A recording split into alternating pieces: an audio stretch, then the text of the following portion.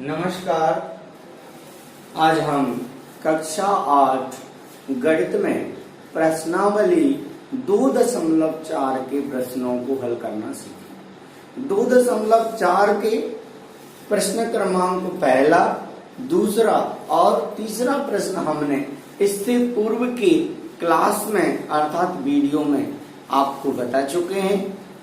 तो आशा करते हैं कि वह आपको बहुत अच्छे से समझ में आए होंगे और ये भी अब आप क्वेश्चन नंबर 4 से आज हम संभवतः 3-4 क्वेश्चन बड़े विस्तृत रूप में चर्चा करेंगे। क्वेश्चन थोड़े बड़े हैं इसलिए यह क्लास थोड़ी लंबी हो सकती है, इसलिए आप शांतिपूर्वक ढंग से इसको समझते रहें। आइए कक्षा 8 में प्रश्नावली 2.4 प्रश्न क्रमांक 4 को हम हल करते हैं। प्रश्न क्रमांक 4 पुस्तक में आप देखेंगे 2 अंकों वाली दी गई एक संख्या दिख रहा है। क्वेश्चन नंबर 4 2 अंकों वाली दी गई संख्या में एक अंक दूसरे का 3 गुना है। इसके अंकों के स्थान बदलकर प्राप्त संख्या को दी गई संख्या में जोड़ने पर 88 प्राप्त होता है, तो दी गई संख्या ज्ञात कीजिए। ठीक है, प्रश्न क्रमांक 4 हम करते हैं। हमें वह संख्या ज्ञात करनी है। मान लो तो हम सबसे पहले क्या करते हैं, माना वह संख्या x है। माना वह संख्या क्या है, x है। और अब हम इसमें चूंकि 2 अंकों की संख्या कह रहा है इसलिए हम क्या करते हैं, ये इकाई अंक हो गया x क्या हो गया, माना वह संख्या और यहां लिख दो इकाई अंक x है। और दहाई अंक क्या है, दहाई अंक है 3x। क्यों है 3x, क्योंकि वह कह रहा है कि एक अंक दूसरे का 3 गुना है, इसलिए हमने लिख दिया। अब जो संख्या बन रही है ना, सबसे पहले जो संख्या बनेगी वो कैसी बनेगी, संख्या बनेगी वो यहां से लिखते हैं जैसे इकाई और दहाई मतलब 3x और दहाई में क्या आता है 10 आता है। ठीक है, तो ये हो जाएगा आपका। अब संख्या है तो क्या करना पड़ेगा इसको, ये हो गया 30x प्लस x बराबर 31x। ठीक है, अब अंकों को पलट देने पर प्राप्त संख्या यहां लिखेंगे, अंकों को पलट देने पर प्राप्त संख्या, अंकों को पलट देने पर प्राप्त संख्या तो क्या हो जाएगा, ये 10 तो ऐसे ही है, यहाँ x आ गया और 3x इधर चला गया। इसको जब हल किया हमने तो ये हो गया 10x प्लस 3x बराबर ये हो गया 13x। ठीक है, एक हो गया 31x, एक हो गया 13x। अब प्रश्नानुसार देखिएगा, प्रश्न के अनुसार प्रश्न क्या कह रहा है कि जब ये 2 संख्याएं आ जाएं, जब अंकों को पलट देने पर प्राप्त संख्या और इससे पूर्व की संख्या है ना, तो पहली संख्या आई थी 31x और दूसरी संख्या आई थी 13x, दोनों को जोड़ा तो आ गया आपका, दोनों को जोड़ने पर आ गया आपका 88। क्या आ गया, 88 आ गया। ठीक है, अब हमने क्या किया, अब हमने आगे जैसे ही बढ़े तो इन दोनों को जोड़ लिया। कितना हो गया, 44x बराबर 88। तो x बराबर कितना आ गया, 88/44। तो x बराबर कितना हो गया, 44 एकम 44, 44 दूनी 88। तो x बराबर आ गया आपका 2। कितना आ गया, x बराबर आपका आ गया 2। अब हमने देखा, अतः अब संख्याएं लिखना पड़ेगी, यहां लिखेंगे अतः इकाई अंक x बराबर 2। ठीक है, और दहाई अंक कितना है, 3x बराबर 3 गुना 2 बराबर 6। ठीक है, अतः 2 अंकों वाली संख्या क्या होगी? 2 अंकों वाली संख्या, 2 अंकों वाली संख्या आपकी क्या हो जाएगी? 62। और ये होता है, ये का ही होता है। ठीक है, ये प्रश्न क्रमांक 4 आप नोट कर लें, है ना। बहुत अच्छे से इसको समझें। कोई समस्या आने पर आप कमेंट बॉक्स में इससे संबंधित परेशानी मुझे जरूर बता दें। यदि कोई हो तो मैं निश्चित ही उसको दूर करने का पूरा प्रयास करूंगा। ये क्वेश्चन नंबर 4 आपने हल कर लिया होगा। अब हम क्वेश्चन नंबर 5 की ओर बढ़ते हैं। इसको हम रफ कर देते हैं। ठीक है, आइए क्वेश्चन नंबर 5 हम हल करते हैं। क्वेश्चन नंबर 4 हो गया, अब क्वेश्चन नंबर 5। ठीक है, हम क्वेश्चन नंबर 5 को हल करते हैं। 5 में है हमारा, थोड़ा सा अच्छा क्वेश्चन है, मजेदार क्वेश्चन है। थोड़े बड़े जरूर हैं क्वेश्चन, प्रयास मैं कर रहा हूं आपको सरल से सरल भाषा में समझाने का, जिससे कि आपको किसी प्रकार की कोई समस्या ना हो और आप बहुत अच्छे से समझ सकें।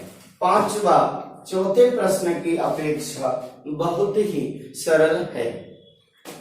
प्रश्न क्रमांक 5 कह रहा है, आप देखिएगा, मैं प्रश्न आपके सामने लाता हूं।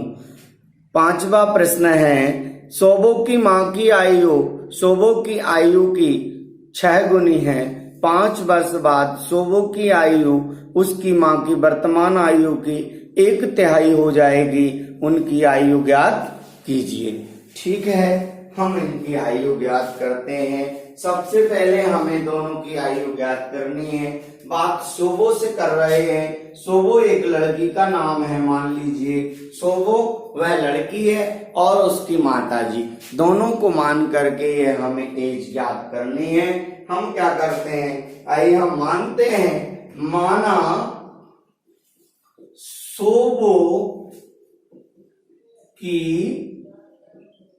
वर्तमान आयु, सोबो की वर्तमान आयु क्या हो गई? x वर्ष। अब बात करें मां या सोबो की मां, सोबो की मां की वर्तमान आयु, वर्तमान आयु बराबर क्या हो जाएगा? कितनी है? ये है 6 गुनी, तो ये हो जाएगी 6x वर्ष। ठीक है, अब ये क्या कह रहे हैं, 5 वर्ष बाद सोबो की आयु उसकी मां की आयु की 1/3 हो जाएगी या 1/3 रह जाएगी। तो हम लिखते हैं 5 वर्ष बाद सोबो की आयु, 5 वर्ष बाद सोबो की आयु बराबर 5 वर्ष बाद सोबो की आयु बराबर x + 5 वर्ष। अब प्रश्न अनुसार क्या लिखते हैं? प्रश्नानुसार, प्रश्न के अनुसार प्रश्न कह रहा है कि 5 वर्ष बाद सोबो की आयु माता जी की आयु के 1/3 रह जाएगी। ठीक है, यहाँ तक आपको सब समझ में आया। आगे हम 3 एकम 3, 3 दूना 6, आपका x + 5 बराबर 2x।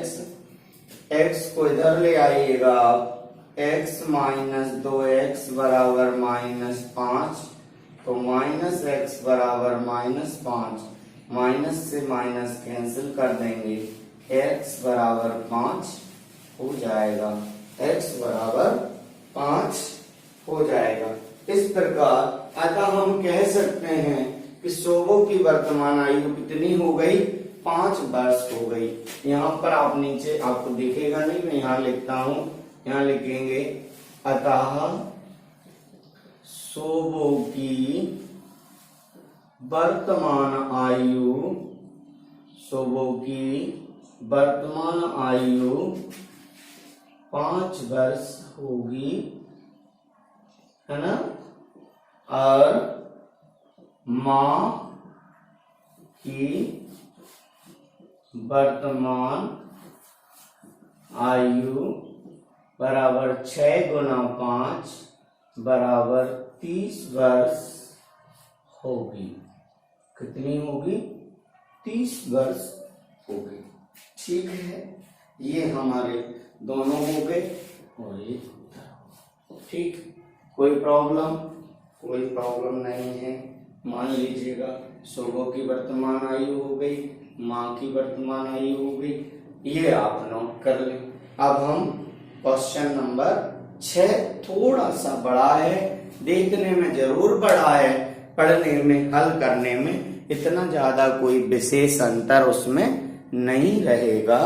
ठीक है, इसको आप नोट कर लें। अब प्रश्न क्रमांक 6 हम हल करते हैं। तो आइए प्रश्न क्रमांक 6 हम देखते हैं। प्रश्न क्रमांक 6, ठीक है, चलिए।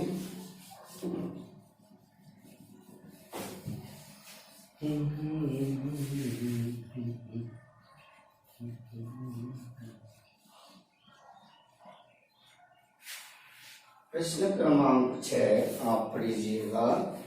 इसमें लिखा है महुली गांव में, देखिएगा प्रश्न क्रमांक 6, महुली गांव में एक तंग आयताकार भूखंड विद्यालय बनाने के लिए सुरक्षित है। इस भूखंड की लंबाई और चौड़ाई में 11:4 का अनुपात है। गांव पंचायत को इस भूखंड की बाढ़ करानी है, फेंसिंग करानी है। 100 रुपए प्रति मीटर की दर से 75,000 रुपए लग रहे हैं। तो बताइए कि इसकी माप क्या है। भूखंड जो है, वो क्षेत्र है, वह कितनी लंबाई चौड़ाई का है। उसका लंबाई और चौड़ाई में अनुपात 11:4 दिया है। ठीक है, हम लिख लेते हैं, है ना। प्रश्न क्रमांक 6 हल करते हैं। हम लिखते हैं माना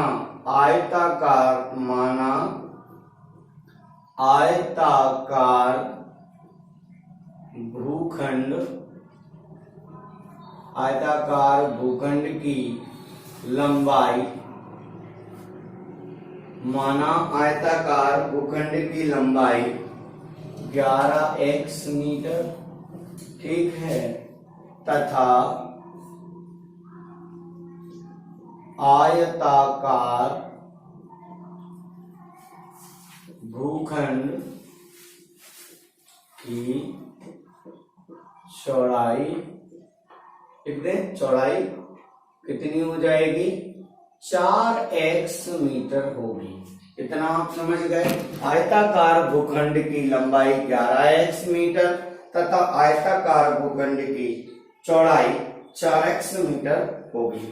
अब देखना, कुल जो बाढ़ कराने के लिए जो कुल पैसा लग रहा है, वह है भूखंड का बाढ़ कराने में कुल व्यय, है ना। भूखंड की बाढ़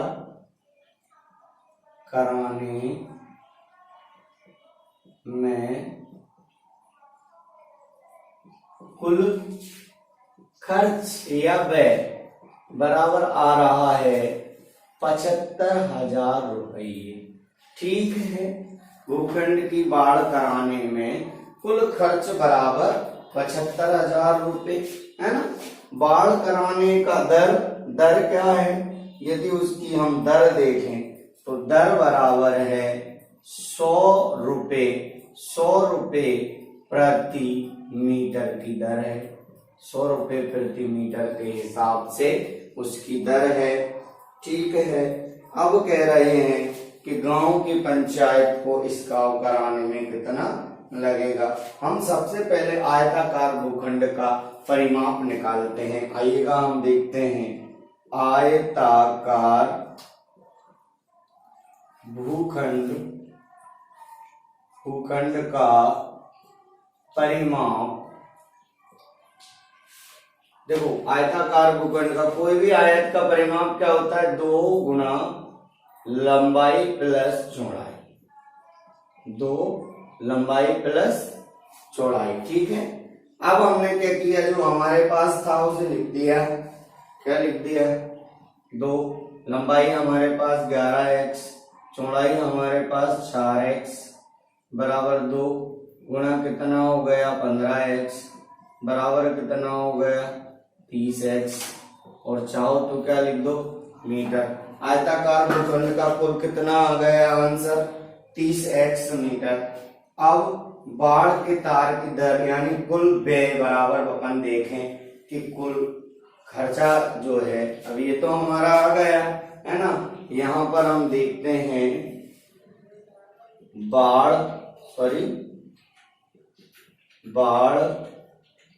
कराने का व्यय बराबर भूखंड का परिमाप, भूखंड का